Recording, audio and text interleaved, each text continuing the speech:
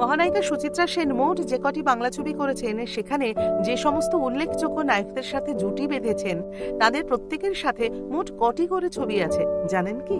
সব থেকে হিট জুটি উত্তম সুচিত্রা জুটি। এই মহানায়ক উত্তম কুমারের সাথে সুচিত্রা সেন ছবি করেন মোট 30টি। আর তারপরে এই তালিকায় দ্বিতীয় বেশি সংখ্যক ছবি যার সাথে তিনি করেছেন তিনি কে জানেন? তিনি আর কেউ নন, বিকাশ রায়। মোট 7টি ছবি করেন বিকাশ রায়ের সাথে।